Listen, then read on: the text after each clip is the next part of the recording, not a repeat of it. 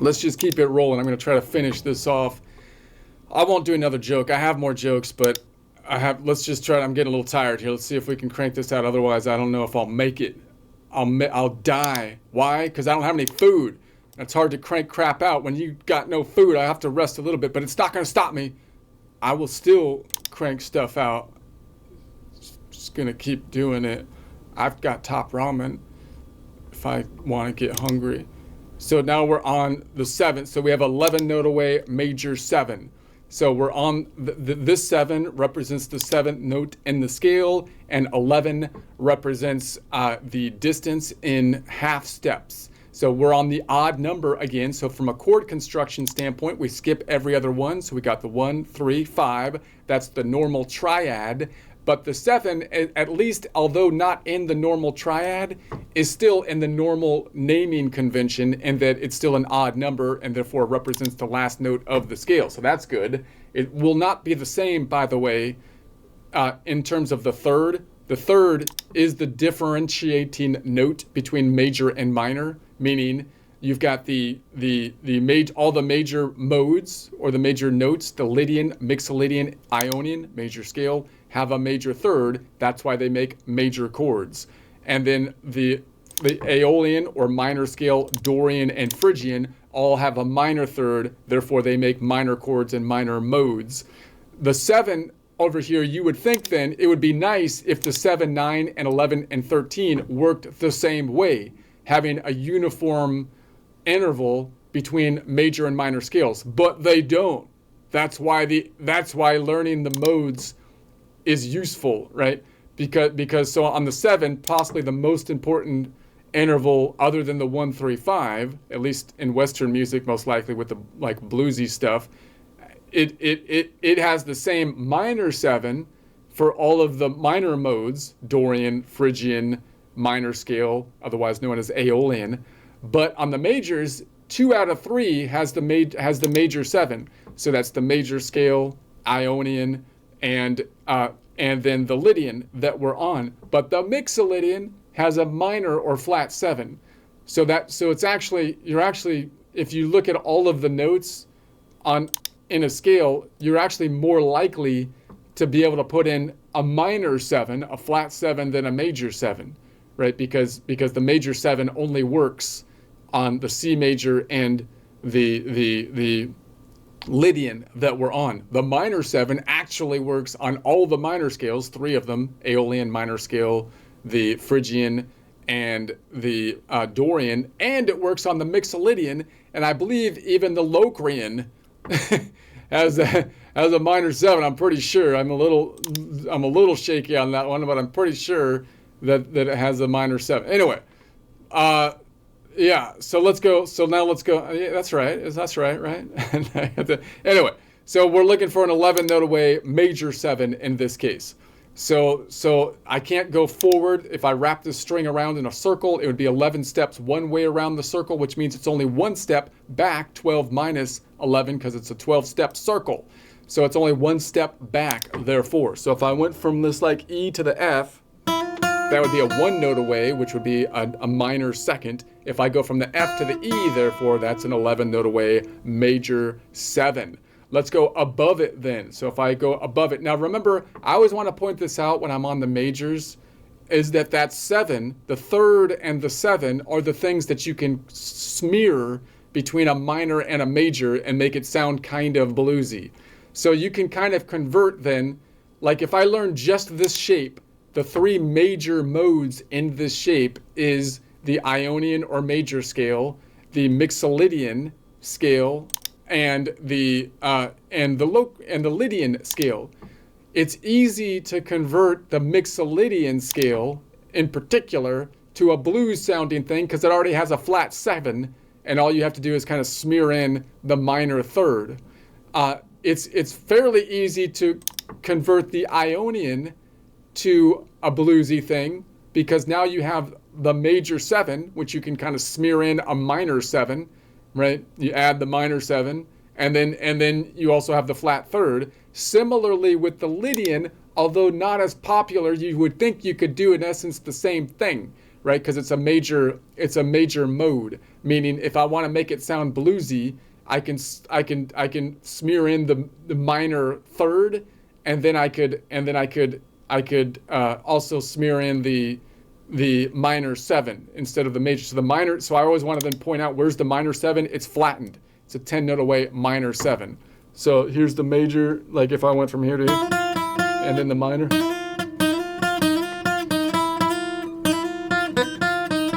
So you can always kind of play that. Now with the Lydian, it's a little wonky because you have that augmented fourth. That's the thing that's kind of weird. That's not usually in like the blues, but you know, it might still work if you play with the augmented fourth, or if you just don't play that, or you can easily convert then this shape that you know that happens to have all the same notes as the C major and the A minor, but make the F the tonic, and then just convert this one interval so that you're now playing in F major.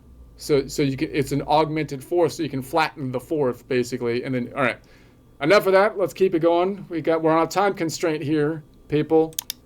This ain't time for we got to get it done. Get through the thing. I thought we were cranking crap out here. I thought you were cranking crap out and you had to didn't have any energy because people steal your food. That's true. I got to get going. If I'm going to crank this crap out, I got to get it going. Here, so let's say we go above it. So if we go above it, it's 11 note away major 7. So the inverse distance is 12 minus 11, or 1 note away. So I'm going to go 1 note away, and it's and we have to go this way across the fault line. So it's going to be 5, 4, 3, 2, 1. Okay. So it's going to be -5, 4, 3, 2, 1. Boom, boom. So top to bottom. Whoa. So if I went from top to bottom, that would then be, is that right? Yeah, top to bottom would be a 1 note away minor 2nd. So bottom to top, therefore, would be a 11 note away major 7. Where would the minor 7 be? It would be right behind it. So you can kind of smear that in if you want to try.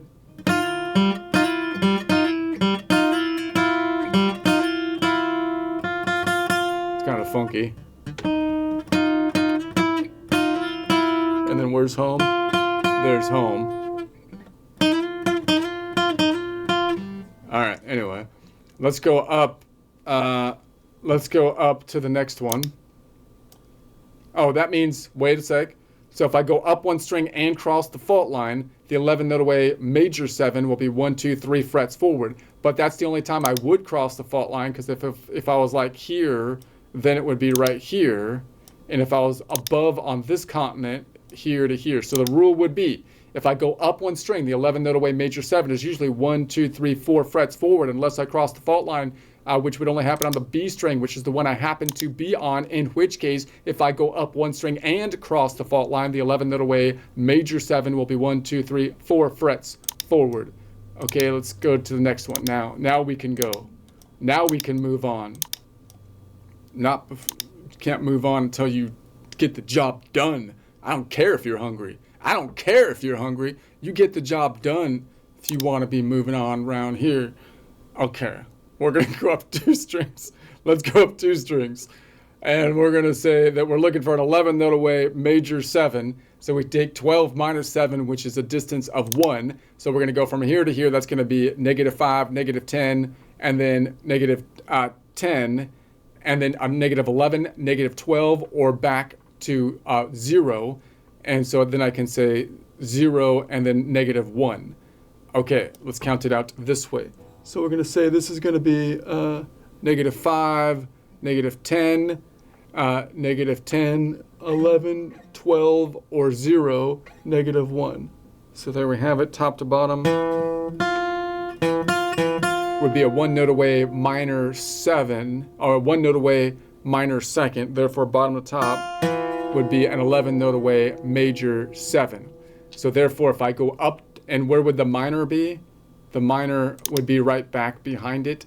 So you can always see this little string of the minor, the major 7, minor 7, major 7, and then back home to the tonic. So that means that if I go up 2 strings and cross the fault line, the 11 note away minor 7 will be 1, 2, 3, 4 frets forward. But I wouldn't cross the fault line if I was on the G or the D string. So if I was on like this F over here, and I went up 2 strings, then I would be going to this E, and the minor would be right behind it. Doot, doot, doot. And so, da-na-na. So we're going to say if I go up 2 strings, the 11 note away major 7 will be 2 frets back unless I cross the fault line, which would happen on the B or the bottom E string, in which case if I go up 2 strings and cross the fault line, the 11 note away major 7 will be 1, 2, 3, 4 frets back, back, back, back, baby. Back. All right. Let's go up one more. And we'll go here. So now we're looking for 11 note away major 7. Inverse distance 12 minus 11 is 1. So we're going to go -5, -10, -15. 15 minus 12, because there's only 12 notes in a musical alphabet, is -3. -3, 2, 1. Counting it out this way. -5, -10, -15. 15 minus 12 is -3, 2, 1. So going from here to here, boom, boom, top to bottom. Would be top to bottom would be then a 1 note away, which would be a minor 2nd, bottom to top. Therefore, would be an 11 note away major 7. The minor would be right behind it. The minor 7 is behind it. So we got boom, boom, boom. We flatten it to get to the minor. So minor 7, major 7, and the root. So that means if I go up 3 strings and cross the fault line, the 11 note away major 7 will be 1 fret forward. I wouldn't cross the fault line. Only one place where I wouldn't cross the fault line and could still go up 3 strings, and that's if I started on the G string. So if I was on like this F, for example, and I went up 3 strings, then it would be out here. So the rule is if I go up 3 strings, the 11 note away major 7 will be 2 frets forward unless I cross the fault line, which happens 2 out of 3 times. It's possible to go up 3 strings on the bottom strings, the B and the E string, in which case if I go up 3 strings and cross the fault line, the 11 note away major 7 will only be 1 fret forward in that case. All right, let's go to the top one. And this is the long distance one, so possibly going this way would be easier. So we're right in the middle here. This is the one we probably don't use that much because it's right in the middle, because that's the 1, 2, 3, 4, 5, 6 this way and 6 the other way, the longest distance of a reach. If I was to find it, it might be easier to find it on the bottom, right? Because then I don't have to look for the inverse distance, and the same notes are on this string as on the top string. So if I'm looking for an 11 note away major 7, I could count at the bottom and say a distance of 11 is going to be 5, and then maybe if I go back 4, 3, 2, 1, 0 or octave, and then back 12 or 12. Where is it? 5, 4, 3, 2, 1, 0 or octave, or 12, and then 12 minus 1 is 11. And that would be 1, 2, 3, 4, 5, 6 frets back. Okay, that's right. So that means it should also be 6 frets forward this way. So 1, 2, 3, 4, 5, 6. So we're right. Interesting position here. Equilateral triangle going up or bottom. Okay, interesting. Okay, so anyway, so if I counted up, it would be negative. I have to take the inverse distance, which is 12 minus 11, which is going to be 12 minus 11 is 1. So I'm going to say -5, -10, -15. 15 minus 12 is -3, plus another 5 is -8, -8. And then if I go this way, let's go this way, -8, and then -8, 7, 6, 5, 4, 3, 2, 1. So it's possibly easier to go forward because I can reach it. So I'm going to say -5, -10, -15. 15 minus 12 is -3, plus another 5 is 8. 8, 7, 6, 5, 4, 3, 2, 1. So I might be able to reach that. So from top to bottom, E to F would be then a 1 note away major 2nd, bottom to top. Therefore, it would be an 11 note away major 2nd. Top to bottom would be a 1 note away minor 2nd. Bottom to top would be an 11 note away major 7. So therefore, if I go up 4 strings, I will always cross the fault line because I can't go up 4 strings without crossing the fault line, and therefore the 11 note away major 7 will always be 6 frets forward or 6 frets back. Let's go down to the one on the bottom, which we already took a look at briefly, which is the same kind of dynamic here, a little out of control. If I go down one, I don't have to take the inverse distance, 11 note away major 7. It's just going to be 11 notes away. So 5, 6, 7, 8, 9, 10, 11.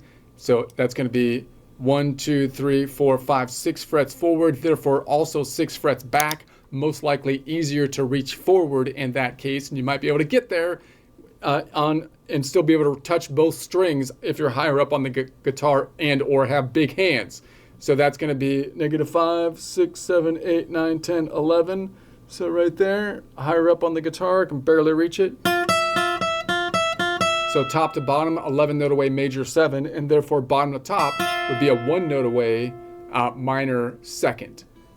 So I think that's it. Hopefully I got through all that and didn't say anything wrong or stupid, but I am hallucinating a little bit because I have an empty stomach.